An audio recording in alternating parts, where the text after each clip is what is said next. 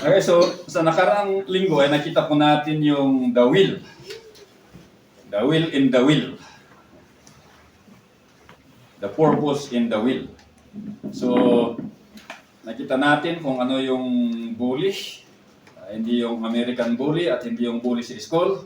Pero yung bully sa Greek na kung saan nakasaad doon kung ano yung mga purpose ng Diyos ay siya yung kanyang gagawin.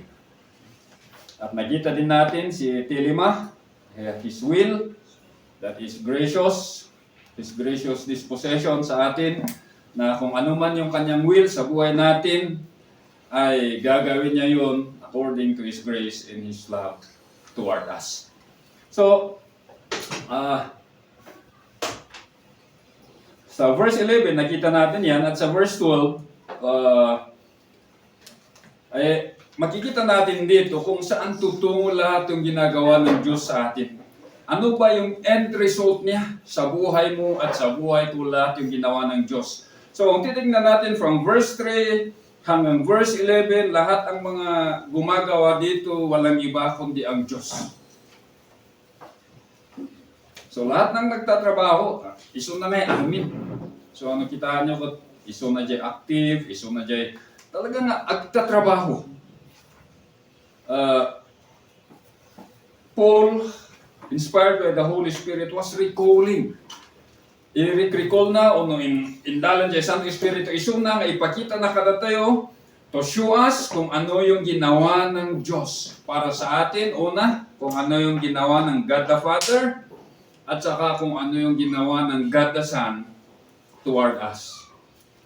At the end of all those, lahat ng the end result, sabi dito, to the end, that we who were the first to hope in Christ would be to the praise of His glory. So ito yung pangalawang beses na naulit yung to the praise of His glory. Yung una, sa sa verse 6. To the praise of the glory of His grace. So, yun yung purpose kung bakit yung Diyos ay gumawa para sa atin. Why did God choose us? Why did God predestine us? Why did Christ died on the cross? Why did God, the Son, redeem us? Pinatawad yung ating mga kasalanan. It's all for the grace or for the praise of His glory. Kaya no one should dare to take the glory that belongs to God. Kung mati mo yung bagangan ng awanak. Nakabut-butan. That's very dangerous. So, agkintayo ka na eh. Sa bagay, no, iti. In the past, perhaps we have those ideas, na kung hindi ko pinag-pray, yung tao niyan, siguro wala niyan. Okay. May it be true, but then if God did not work, wala din. So, to the end, so sabi ni Pablo dito, to the end that we, nakita natin to, yung we dito is yung mga naunang Hudyo. Sabi niya, that we should be to the praise of His glory. So, yung word na eyes, makita natin doon, it's going. Saan ba tutungo itong ginagawa ng Diyos? What is the end result? And the end result of the purpose and will of God is to the praise of His glory. Hindi po to the praise of our glory. Diba po yan Kasi minsan, yun yung problema sa atin to the praise of our glory. Pero kung dito, makita natin paulit-ulit to the praise of His glory. Hindi po sa atin kahit tayo po yung gumawa. Tayo yung ginamit ng Diyos na gumawa. Yun pala yung proper term. Ginamit tayo ng Diyos para gumawa. Hindi tayo sariling sikap na gumawa. Kasi yung kakayahan, saan ba nang gagaling? Sa Diyos. So, it's going to the praise of His glory that we should be. So, makita natin dito si Inay. So the end result of God's sovereign and omniscient purpose and will for the Jewish believers, ito, that their existence, their thoughts, their words, and their action, the totality of their lives, yung pangkalahatan ng buhay nila, ay magamit actively and continually to declare the praise of the glory of God. So, whether it be good or whether it be bad. For God, sabi sa Romans 8:28, works all things according to the purpose, according to His purpose. So it's for the praise of His glory. Ang pinag-aaralan natin kanina with regards kay Pilate, with regards sa mga Hudyo crying out, crucify Him, crucify Him.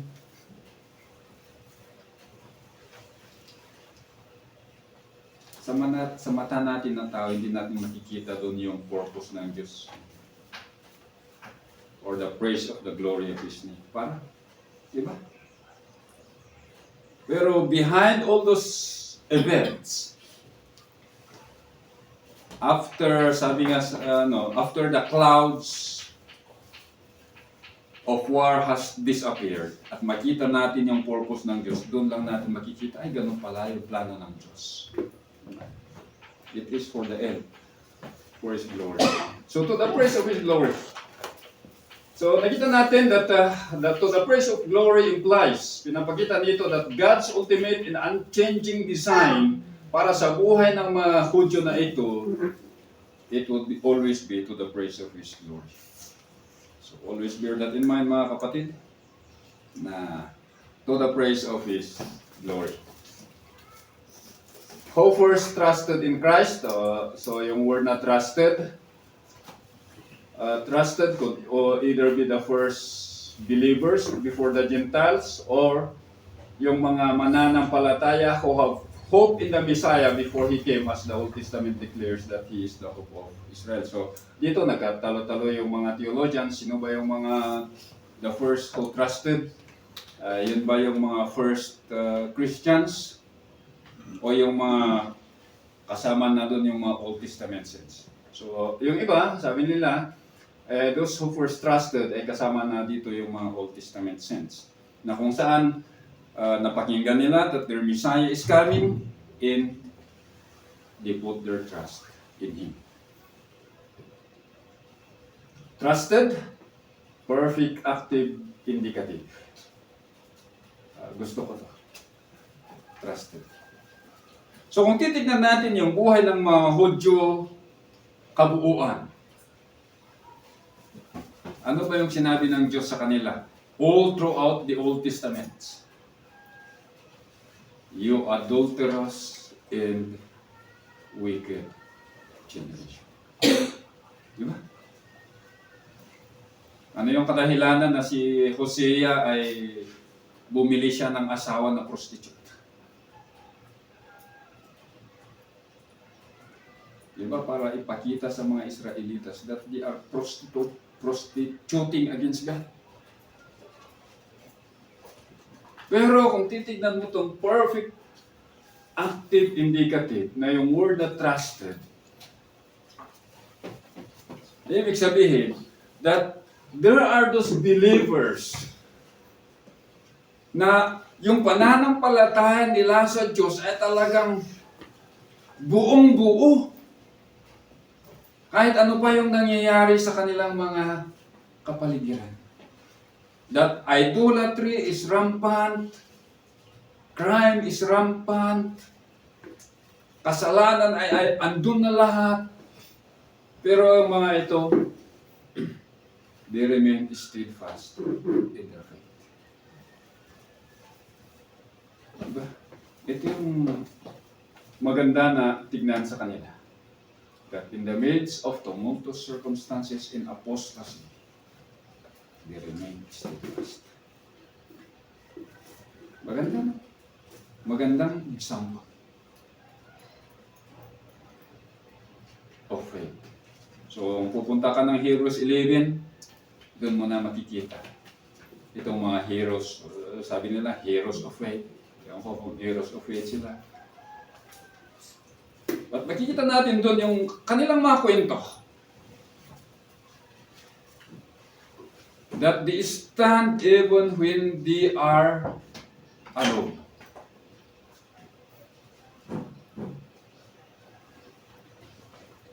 So maganda itong mga gayahin.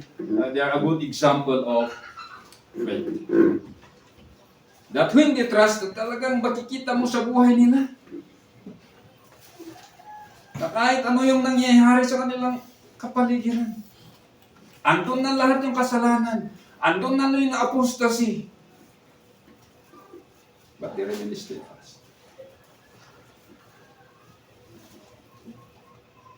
Isipin natin pa na sa kanilang kapanahunan, wala pa yung indwelling presence ng Holy Spirit. Sa atin ngayon, meron. We have the complete canon of Scripture. So, kung titignan po natin, we have a great advantage over them. Diba?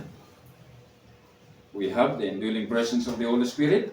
We have the complete canon of the Scripture. Anong panghahanapin mo? Andun na lahat.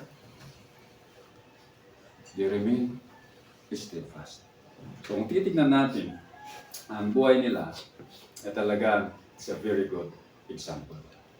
So, this brings us to verse 13. Sabi dito, in Him, you also after listening to the message of truth, the gospel of your salvation, having also believed, you were sealed with Him with the Holy Spirit of promise. Ganda. In Him. In Him.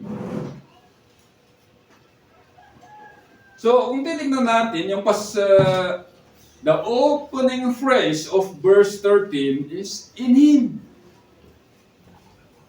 At kung titignan natin sa kabuuan, sa Book of Ephesians, nagamit to sa verse 4 ng chapter 1, sa verse 7, sa verse 9, at verse 10, at saka sa verse 13. 1, 2, 3, 4, 5. In Him, yung word na in Him, paulit-ulit na nagamit dito, from verse 3 to verse 13, nagamit siya 5 times. At nagamit siya sa 3:12, 4:21. At yung word na in Him, yung phrase na in Him, ay ito, pinapakita nito yung permanent spiritual location, possession, and address of believers. Kaya, yung phrase na in Him, ay mahalin natin. Mahalin natin. Na hindi lang basta pag binabasa mo ay pinadaanan lang, yun na yun. Mayat ta nagababa, mabasahan in Him. Proceed to the next word. But sometimes it's good to realize, ano ba ang ibig sabihin ng word na in Him?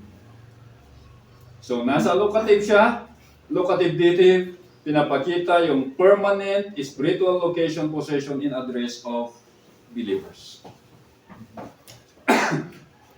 Saan yung location natin? Saan tayo nakatayo? Kay Kristo. Saan yung possession natin? Kay Kristo. Saan yung address natin? Kay Kristo. Not only our permanent spiritual location, possession, and address, but it also shows our inseparable spiritual union with Christ. Pinapakita din yung word na in Him na hindi kailanman ay hindi tayo pwedeng maihiwalay kay Christ. That our union with Him is forever, eternal na yun. Kaya, anong sabi sa mag-asawa? Ang pinaghiwalay ng Diyos ay hindi pwedeng pagsamahin ng tao. Ganun ba yun? O ang pinagsama ng Diyos ay hindi pwedeng paghiwalayin ng tao. So, dito makikita natin that God had to join us with Christ. This phrase in Him ay pinapakita na Hindi, kailanman ay hindi pwede tayong maiiwalay kay Kristo. We are inseparable, yes, ay, makapaulang the English. Basta, we are, yung word in Him speaks of our inseparable spiritual union with Christ. And then,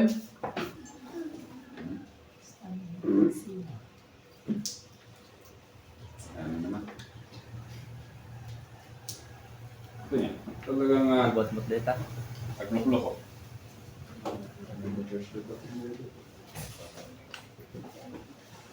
Agluklok ko dami na. Okay. So in Him also speaks of our eternal life in spiritual existence. Pinapakita dito na yung buhay mo at buhay ko ay si Kristo. Without Christ, ay wala po tayong buhay spiritual. At wala po tayong spiritual existence. We are dead spiritually without Christ. And then, another na pwede nating makita dito sa phrase na in Him is the centrality of the Christian life.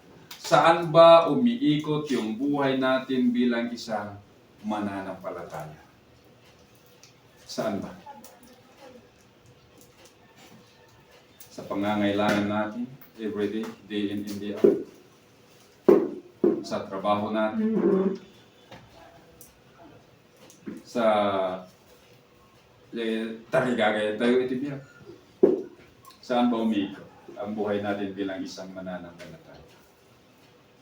Ang buhay natin bilang isang mananampalataya, the centrality should be the Lord Jesus Christ. Kaya, yun, isip-isip tayo na ang buhay natin should be Christ in Christ alone. So in Him, sabi dito, you also. So nakita natin from verse 11 and 12, from the first person plural we, makita natin na nag-shift dito sa second person plural you, na pinapakita, obviously speaking of the Gentile believers at Ephesus and probably including us who are reading right now. So, by shifting, so makita natin, by shifting to the second person plural you, pinapakita dito that God has broken the barriers. Nasa in the body of Christ, wala na pong Hudyo at wala na pong Hintil. So God has so joined the we in the you in the body of Christ. Wala na po yung yung mas malapit sa Diyos. Sa mga politicians, di ba meron yung mas malapit? They are not just a celebrity kusina. Ngam, itibiyag na kita yung Hudyong anamati kan Hudyong ahintil or Kristiyano ahintil. They are now standing on equal ground.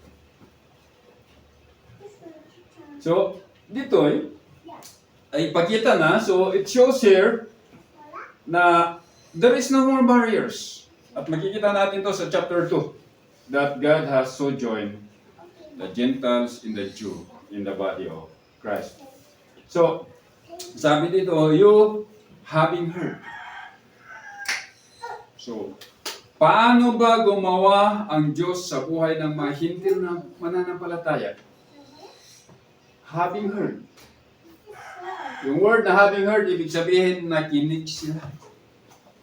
Kaya importante pong makinig. Hindi lang yung makinig ka sa isang tainga at lalabas sa isa. Pero, you hear with the ear of the mind. To hear with the ear of the mind, ibig sabihin yun, to listen with understanding. Talaga, pag nakinig, nung napakinggan nila yung mensahe, the gospel, They hear with the ear of the mind, they understand. So, hearing, kasi sa unang panahon, yung hearing noon is very important. Very critical skill for learning and understanding sa Greco-Roman culture. Kasi noon, wala pong PowerPoint, wala pong laptop, walang cellphone.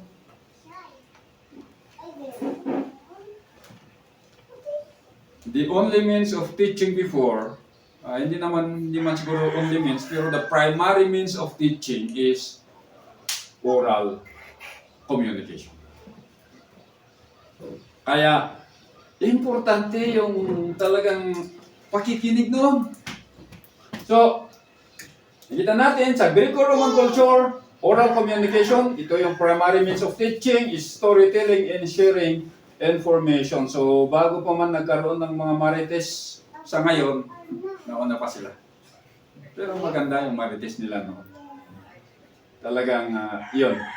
On the other hand, sa mga Hudyo naman, hearing is often associated with active response and obedience, as it is in the Shema. Sa Deuteronomy 6:4, sabi doon, Hear, O Israel. So, kung sa Greco-Roman, it is a means of teaching. Pati din sa mga Hudyo, but kung pupunta ka sa Jewish tradition, it is associated with active response and obedience. So, hindi lang basta nakinig. Because they obey. They obey. So, yun, yung hearing is sa mga Hudyo equals obedience. Pero sa mga Greco, basta nakinig lang. That's just part of learning. Pero kung sa mga Hudyo, it is part of their Shema. Hear, O Israel. The Lord thy God is one God. And so forth. So, kung titignan natin, yung word na having heard, pinapakita dito na yung mga taga-Efeso, yung mga Ephesian Christians, they have attentively listened. Nakinig sila talagang, they open their ears. Hindi lang basta, kitang tayo man, manyat, iwagbagan na dahil tanga tao. They listen attentively to the message. So, ito din yung magandang yung magandang gawin natin. When somebody else is speaking, yung maganda yung we listen attentively. Digest it in our mind, kung ano yung sinasabi nila. And then, anong gagawin natin? Be like the Bereans. Basura natin yung basura. Kainin natin yung tama. So, they listen attentively and obey the unadulterated word of truth, the gospel that was proclaimed. So, having heard, pinapakita din nito the great importance of the continuous proclamation and communication of the word of truth. Kaya ito, so makita natin na saan man sa salita ng Diyos, proclamation of the Word of God is very important. Importante. Yung pagsabi, kaya nga, ano yung sabi sa Peter? Be ready always to give an account sa ating mga pananampalataya. Kaya, makita natin dito yung word na having heard, pinapakita dito yung great responsibility ng mga mananampalataya to know the scripture and to proclaim. Na malaman natin yung salita ng Diyos at alam natin na ibahagi sa ibang tao. No magpainarigat, tauri siya, naawatak, no maparasok na i-explika, may tayhap. Diba? Nung kumanga niya rason for us not to speak. Ganuhan nga nagsaod na Pablo dito. Kasano nga nang nigda. Diba?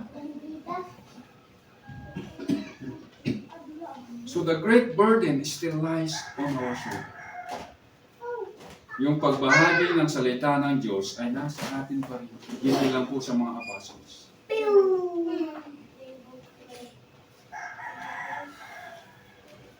Kaya, bakit ba kasi importante yung pagbahagi ng salita ng Diyos? So, it is the means that God brings salvation to His chosen ones. The proclamation of the gospel, ito yung gagamitin ng Diyos para sabihin sa mga tao na may kaligtasan sa ating Panginoong Hesus.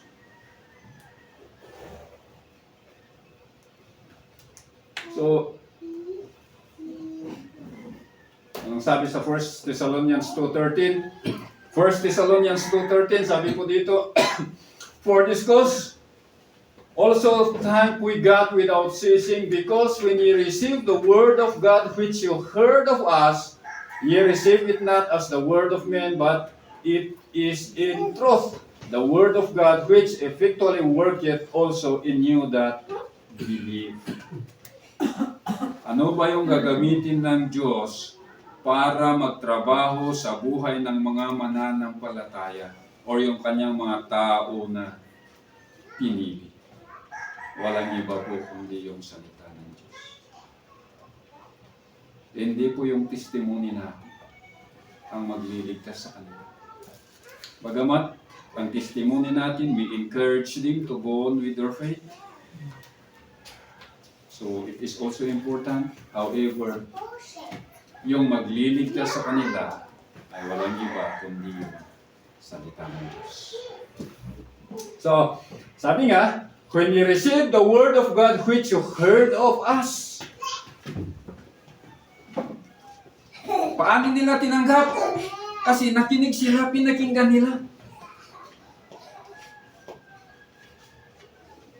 And that word of God, anong sabi? Effectually worketh also in you that believe. Effectual work. Talagang ginampanan niya yung trabaho niya. The word of God brings transformation sa buhay ng mga taga-Thessalonica. Romans 10:14, alam ko na very popular na verse to sa inyo. Sabi, how then shall they call on Him in whom they have not believed? And how shall they believe in Him of whom they have not heard? And how shall they hear without a preacher? So, yung mga tinawag dyan na maging preacher, please come forward so that I'll pray for you. Para humayo kayo at magparami. So, sinabi na dito, how shall they believe on Him? Paano yung mga tao na hindi nakapakinig ng salita ng Diyos ay mananampalataya sa ating Panginoong Diyos? O hindi nila napakinggan? And how shall they hear without a preacher? So oral communication of the Word of God is still important. In one way or the other, God will use our lives. Kung hindi po natin alam mag-explain, hindi gawin natin yung ginawa ni Paul Washer. Diba? May taong pumunta sa kanya. Diba? Narinig yun na itong kwentong ito. At yung tao na to, hindi niya alam kung ligtas siya o hindi. Hindi siya sinirmonan ni Paul Washer. Bagkus ang ginawa ni Paul Washer, sabi niya, ito yung salita ng Diyos. Basahin mo yung John 3:16. So sabi niya, nabasa ko na yan ng ilang beses, siguro 100 times or more. Pero sabi ni Paul Washer, okay, read it. Binasa niya minsan, walang nangyari. Binasa niya for the second time, walang nangyari. Binasa na for the third time, walang nangyari. Ewan ko kung ilang beses niya binasa. Hanggang sa mapansin ni Paul Washer na umiiyak na yung tao. Umiyak na yung tao. At sabi niya, alam ko na, ligtas na pala. Let the word of God speak for itself. Let them read the word. Kung hindi natin kayang i-explain, let them read the word.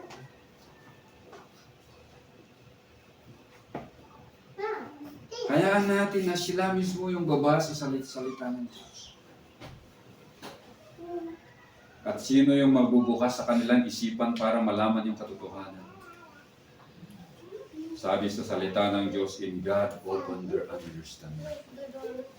And they understand the word of God. Holy Spirit mismo ang magbukas sa kanilang isipan. So having heard, napakita dito the importance of oral communication of the Word of God. So, the Word of Truth, the Gospel. So, makita natin, having heard the Word of Truth, the Gospel. So, makita natin dito, yung napakinggan nila ay hindi yung kwento ni Pablo, bagamat napakinggan nila yung kwento ni Pablo, siguro. Pero, the primary message na napakinggan nila is the Word of God, the Gospel. So, it refers to the death, burial, and resurrection of Christ na nakasad sa 1 Corinthians chapter 15 verses 1 hanggang 4. So, makita natin, ano yung napakinggan nila? The Word of God, the Gospel.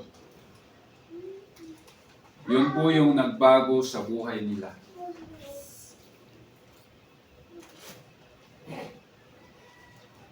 So, kung masasabihin ka sa ibang tao, yun na yun. Hayaan mo na ang Diyos ang mangusap sa kanila. Just let them read the Gospel, let them read John 3:16, let them read 1 Corinthians chapter 15 verses 1 to 4. Or any other verses. Para makita nila yung Gospel. So, the Gospel, alam natin, the death of Christ, His burial, and His resurrection. Yung mga nangyari doon. So, the Gospel of your salvation, kung tingnan natin, the Gospel of your salvation, ano bang pinapakita nito? A very personalized Gospel. So, yung nagamit dito, yung sinulat ni Pablo sa kanila, sabi niya, the gospel of your salvation. Yung ebanghelyo ng iyong kaligtasan. Talagang hingin baga na nga, kukwayo da ito nga panakaisalakan. Nga inted da ito nga ebanghelyo. Ano ko katid ito? It belongs to you. Ano, siguro, if you are the one who is hearing this, no, kung ikaw yung nakikinig o nagbabasa sa salita na ito sa first century time, ano ba kasi yung mga taga-Efeso? Ano yung buhay nila? Diba sa chapter 2 verses 12, anong sabi doon sa kanila? Who were without Christ, being aliens from the commonwealth of Israel, strangers from the covenant of promise, having no hope without God in the world. So, tignan mo yung buhay mo before the gospel ay ganito. Tapos, yung sulat sa inyo, the gospel of your salvation. Ano ba yung effect nun sa inyo? Bilang isang mananampalataya. Na in the past, you are without God, you are without hope, you are without promise, you are strangers, and so forth. Diba pag sinabi that this is the gospel of your salvation, how sweet in the ear. Pero sa atin ngayon, pag sinabi mo, this is the gospel of your salvation sa atin, basic yan. Yeah? Basic yan. Meron pa bang mas malalim kaysa dyan? Ewan ko ba kung bakit gano'n ang response ng mga Kristiyano sa ngayon. Na pag sinabi mo that Christ died on the cross, parang, wala lang, basic na yan, napakinggan ko na yan ng 100 times siguro, 1,000 of times. Parang wala nang effect sa buhay natin. Yan po. Pero sa mga tao to, the gospel of your salvation, that's very precious. Nagpatid na minsan that it brings transformation. Sana sa atin. So anong sabi kasi? Sabi sa Romans chapter 1 verse 16, sabi ni Apostle Paul, led by the Holy Spirit, "For I am not ashamed of the gospel of Christ." Bakit? "For it is the power of God unto salvation to everyone that believeth." The Jews first, and also to the Greek. So, ito na. The Jews in the Greek, it is the power of God unto salvation. So, the gospel of your salvation, having also believe. Believe. Yung word na believe, ibig sabihin, to faith or to trust. May pananampalataya or may pagtitiwala. Kanino? Sa mga Greco-Romans to their gods or to their philosophies.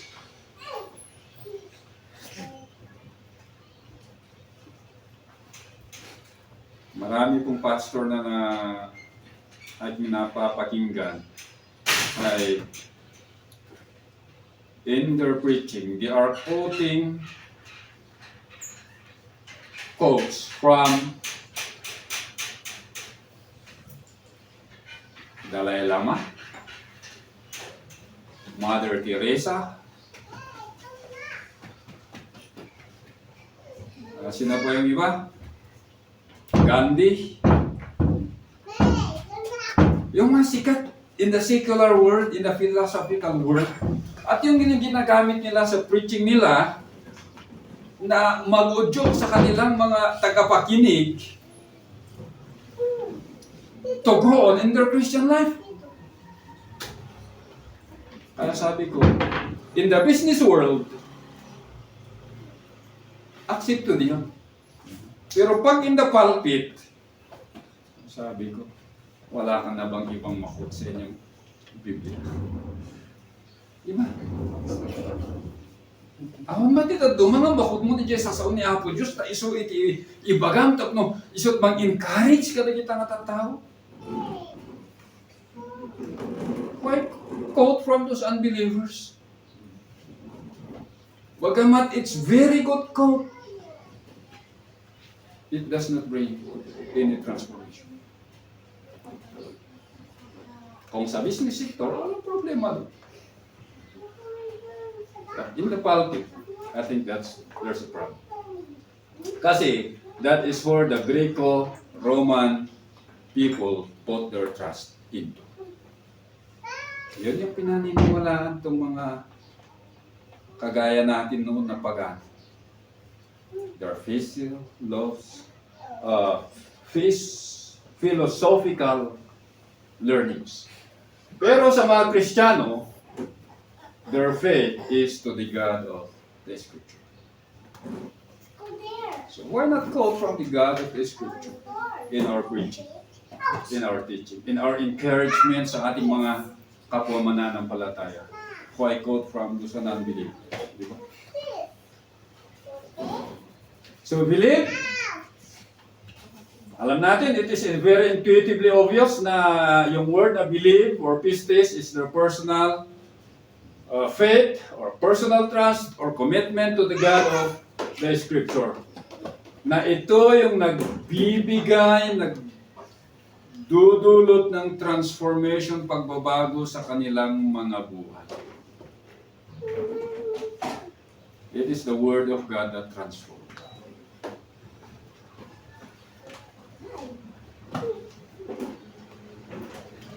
So they believe God. And nakita natin, believe in the God of the Scripture is the distinguishing mark of the early believers. That is their distinguishing mark.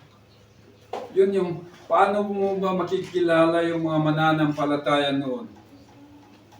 Because their faith is in the God of the Scripture. And this separate them from the work-based belief of the Jewish tradition and the Gentile pagans. So what separates us from the rest of the Christians who call themselves to be Christians? It is our faith in the God of the Scripture. So kanino ba? Sino ba yung object ng ating pananampalataya? Is it the God of the Scripture or the God of this world? Having believed, you were sealed in Him with the Holy Spirit of promise. Sealed. Sealed is, ibig sabihin, para bang yung ring, signet ring. Sino ba yung sikat na sa panahon ni na Queen Esther, diba? Sa time ni na Haman at saka si Mordecai, doon nagamit tong signet ring nito. So, in the biblical and ancient times, seals were used to signify authority, authenticity, ownership, security, and protection. So sabi doon, you were sealed with the Holy Spirit of promise. So kung titignan natin, seal ay nasa aorist passive, indicative. Pinapakita dito yung indicative, it is truth, katotohanan. Passive voice, Christians are recipient of God's action. At itong action na ito, aorist tense, pinapakita nito na yung action na ito ay kumpleto. Tapos na po.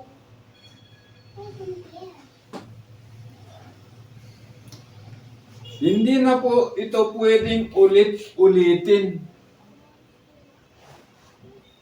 Di ba kung yung baka, minarkahan mo na sa kanyang torso. Pwede mo pa rin markahan sa ibaba. But the markings of God, sabi dito, minsan lang tayo mamarkahan. And when God marks us, that is Adam. Hindi na po maulit yan. Gaya po ng pagkamatay ng ating Panginoong Hesus, it will not be repeated.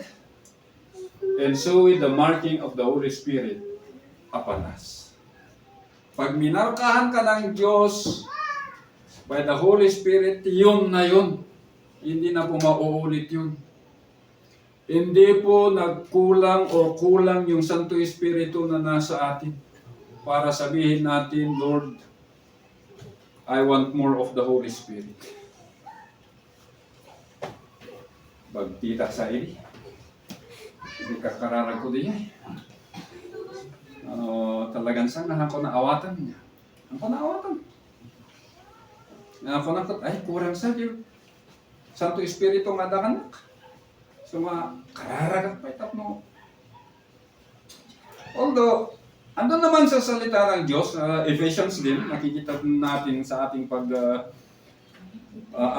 na, anong sabi? Be filled with the Holy Spirit. Do not be drunk with wine, but be filled with the Holy Spirit. So, meron naman yung feeling. Pero yung sabi mo, nakulang yung banal na Espiritu sa atin. Ay, iba po yun. So, we are sealed. At ito, pinapakita to sa buhay ng isang mananampalataya na the Holy Spirit is the signet in the signature. Diba?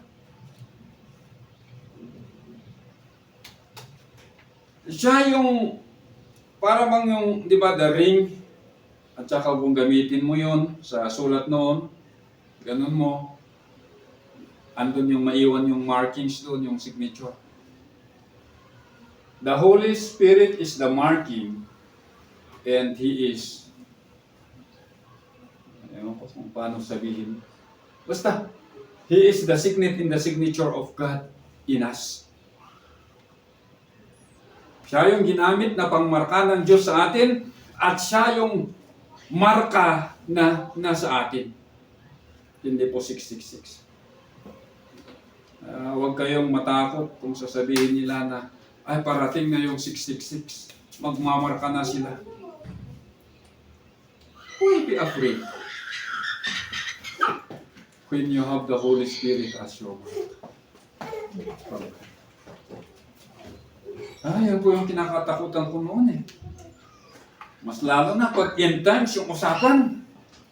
Sabi niya, darating na yung Antichrist. At ito yung signs, ito yung signs. So tingnan niyo sa Los Angeles. Sunog na. A sign na malapit na.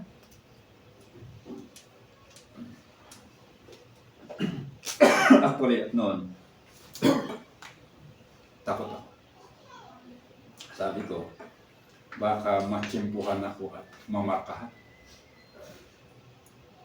But thanks be to God, kasi sa ating pag-aaral ng salita ng Diyos, ba't ka mamamarkahan? Andun yung Santo Espiritu. That is God's mark for you, na ikaw ay kanyang pag-aari, ikaw ay authentication, talagang tunay ka na mananampalataya, security, pinapakita dun na kailanman ay talagang hindi ka mawawala sa Kanya, and as well as protection. Kasi yung seal noon, tingnan muna natin to. 2 Corinthians 1:22, sabi dito, who has also put His seal on us and given us His Spirit in our hearts as a guarantee. Yung kanyang sinabi, talagang binigay niya na, or He put His seal on us. Ephesians 2, baliktad tayo nun. Ephesians 4:30, do not grieve the Holy Spirit of God, by which you were sealed for the day of redemption. So, kung titignan natin, hanggang kailan ba yung seal na ito, hanggang kailan ba yung marka na ito sa isang mananampalataya? Sabi niya, until the day of redemption. Kailan ba itong day of redemption? Sa cross? O, natubos na tayo sa cross. But there is that greater consummation of yung redemption na ito in the day of Christ. So, until the day of Christ, so wala pong chances na ikaw at ako ay mawala natin yung marka ng Banal na Espiritu. Kaya, wag po na natin awitin yung awit na Welcome Holy Spirit o kaya Come Holy Spirit. Kasi He is in us. 2 Timothy 2:19, but God's firm foundation is stand, bearing this seal. The Lord knows those who are His, and let everyone who names the name of the Lord depart from iniquity. So makita natin dito, ano yung purpose ng seal ng Diyos? That is our protection. Yun po yung pag-alaga niya sa atin. Kasi anong sabi? The Lord knows those who are His. Alam ng Diyos yung Kanya. And if we are God's, God knows us. And we will never be lost again. Kasi andun na yung marka ng Diyos sa atin. So, the Holy Spirit of promise. So, makita natin, you are sealed with the Holy Spirit of promise. So, makita natin from the Old Testament, it was prophesied by the Lord through His prophets na darating yung banal na Espiritu to mark believers. So, anong sabi? So, promise. Yung word na promise na ito ay personal and legal promise that is often accompanied by formal oaths and declaration in the first century secular world. So, kung titignan natin yung ginamit na salita ng Diyos, ay hindi po basta-basta. Na kung sabi niya, ay ito yung gagawin ko sa inyo. Hindi. Yung promise na ito, it is a legal and personal promise accompanied by personal oaths. So, nakita niyo yung Abrahamic covenant? Di ba? Isa yung Abrahamic covenant, alam natin that when God made covenant with Abraham, hindi nga nagaramid na iti katulagan. Kat insagana ni Abraham, amin jay sacrifice. Kat amutayo, in these times, no ada iti agtulag, agpartida kadagiti animals. Rang-rang kayan da kat ikabil da ijay. Ang kamo no, ijay dalan da, pag naanda. Tapos, when Abraham is ready to step, anong ginawa ng Diyos? God put him into a deep sleep. Sino nga dyan nagna-ijay off, jay tulag na diyan? Ni Apo Diyos kat isa tinagna. God was the one who walked on those animals. God is the one who made an oath, not Abraham. Ni Apo tinagaramid iti sapata, haan nga ni Abraham. So in sapata ni Apo Diyos, diyan nagan na. And in the New Testament, sino man ang dinaitod nga sapata?